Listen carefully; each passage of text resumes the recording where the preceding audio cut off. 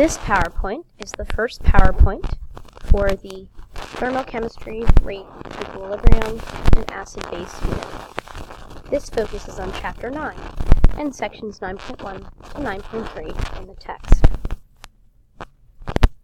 Here are the different topics that will be covered within this unit.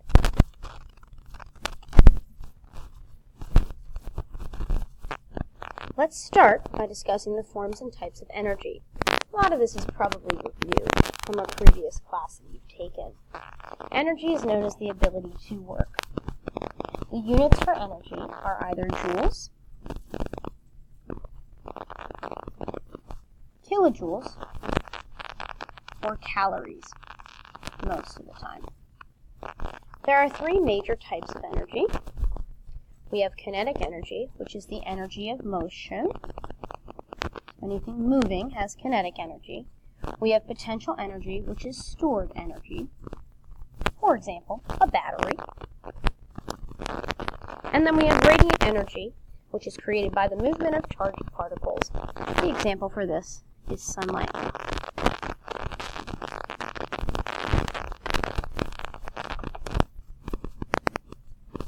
Let's talk about some more key terms that are important for the unit. We have heat, temperature, and thermal energy.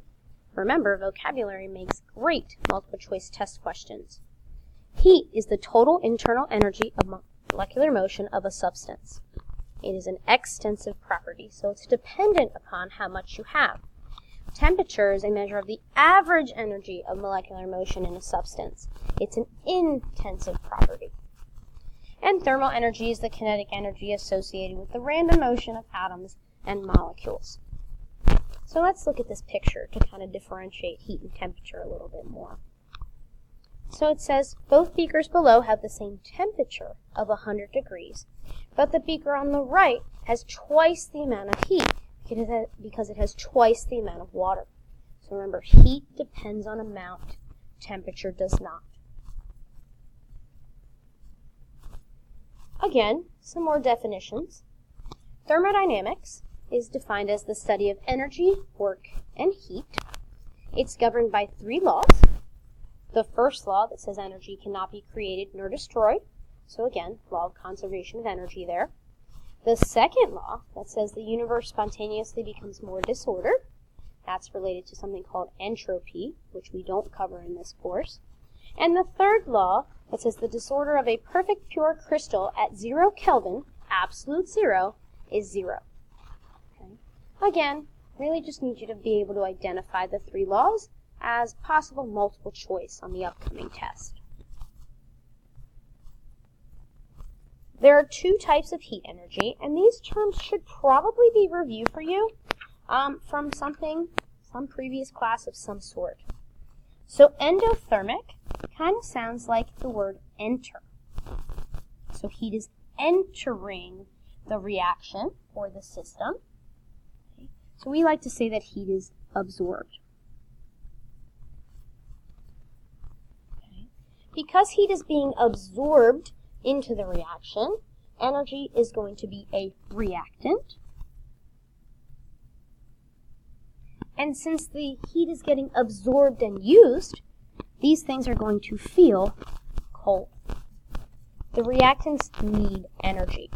You'll see in the example chemical equation that the heat is found on the left side with the reactants. Some common examples of endothermic reactions are cold packs, like those instant ones that you can buy, as well as melting ice. So I need to absorb heat or energy to melt the ice. Exothermic sounds a lot like exit. That's how you kind of want to remember it. Heat is being released. It's leaving the reaction. Energy, therefore, is going to be a product because it's leaving. And because heat is being released, these are going to feel hot. We say that the reactants have extra energy here, and you'll see that in a diagram on the next slide, or in a few slides from now. And that A plus B turns into C plus D plus heat. Examples here would be hot packs, of course, and then anything that burns. So any type of burning, okay, combustion, that sort of thing. A few more definitions, and then we'll get into some of the math. Okay, so you'll see here that I've already defined a couple of terms for you. So we're going to talk about how heat energy is measured.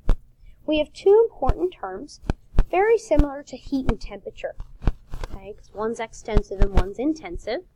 We have specific heat and heat capacity. Specific heat is the heat energy needed to raise the temperature of 1 gram of a substance by 1 degree.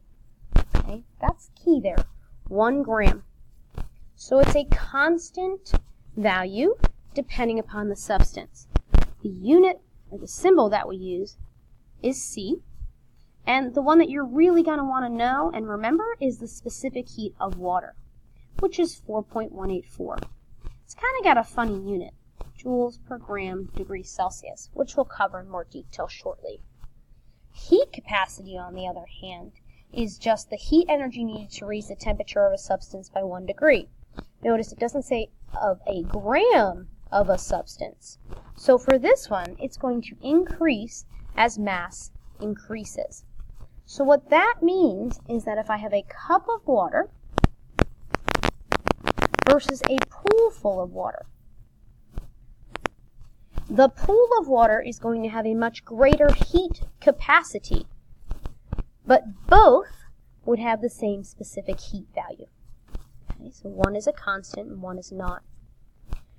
Final definition, and then we'll get into some of the math. A calorie is defined as the energy needed to raise the temperature of 1 gram of water by 1 degree. So you'll notice that 1 calorie is 4.184 joules, which is the exact same number as the specific heat of water. In addition, we have something called 1 food calorie. We'll talk about those in more detail later. And 1 food calorie is 1,000 calories, or 1 food calorie is 1 kilocalorie. So using these conversion factors, I would like you to now pause the video and use proper dimensional analysis to answer the 2 questions below.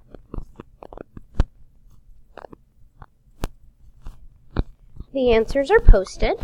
So I use my proper dimensional analysis, right? Joules was on top, so it has to go on the bottom in the second step. Then I rounded for proper sig figs. My given has 3 numbers that are significant, so my answer should be as well. Then I did the second problem by dividing by 1,000 to get my kcals, or my food calories. Let's continue the heat calculations on the next slide. So you're going to need to be able to calculate heat energy, and in order to do that, you need to know the equation Q equals mc delta T. Let's talk about what each of these means. Q is our heat, or our heat energy. The unit for Q is going to be the joule. M, of course, stands for mass, and the unit for mass we know is grams. C, we said, was our specific heat, and it had that weird looking unit, joules per gram degrees Celsius. And delta T is always the final temperature minus the initial temperature, and it will be in degrees Celsius. You can honestly be asked to solve for any of these variables. And you can use a triangle if you want to assist with that. Here's the triangle. And you just cover up what you're looking for and do the math. So let's do the example here. It's asking for heat, which is Q. It gives you 50 grams, which is mass, and it gives you an initial temperature of 50 and a final temperature of 76. You'll notice that the specific heat's not given, but that's because it's water, and water is that 4.184. So all you have to do is plug your numbers into the equation. So Q equals 50 for the mass times our 4.184 times our TF, which is 76, minus our TI, which is 50. And then you multiply and should get right around 5,400. But I only gave you one sig fig in your original numbers, so you would round that down to 5,000. And the unit is joules because we're looking for heat. Okay. What I would like you to do is pause the slide, or pause the video, excuse me, and try these two practice problems. As you can see, the first question is just like the example, so you just had to plug in your numbers, the mass times the specific heat of water times the change in temp, and then round for sig figs. For the second question, you were solving for C, so you had to do a little bit of algebra, but you should have ended up getting right around 5.4 for your answer. Specific heats should be fairly small numbers, where Q, or regular heat energy, should be fairly large. Let's talk a little bit about calorimetry. We're going to primarily do this in the lab, but I wanted to introduce it. So calorimetry is the study of heat flow and measurement. It's measured with a calorimeter, which you can see right here, coffee cups, a cover, and a thermometer. What you're going to end up doing to solve these problems, which we will cover in detail in lab, is you're going to calculate Q of water. Okay, to do that, you use Q equals MC delta T. To convert from joules to kilojoules, you divide by 1,000. You just change the sign.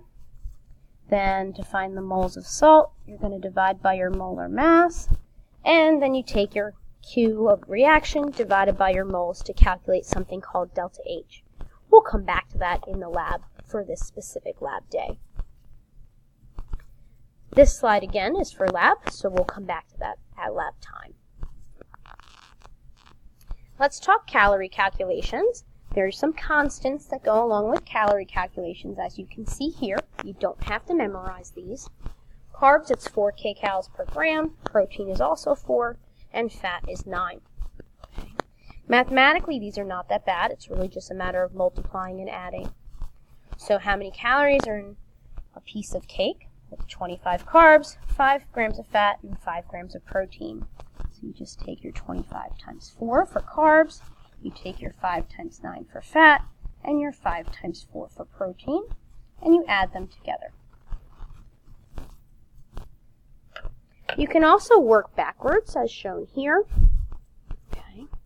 It says how many grams of fat are we looking for? So if you're asked for grams, it's a backwards problem. You're going to take your protein that's provided times 4. You're going to take your carbs that are provided times 4. You're going to add those together. You get 57.2. You're going to then subtract that number from the total calories, and you end up getting 25.2. And then you're going to divide that by 9, because that's how many calories are in a gram of fat, and you should get 2.8. Please pause the video and try the practice problem.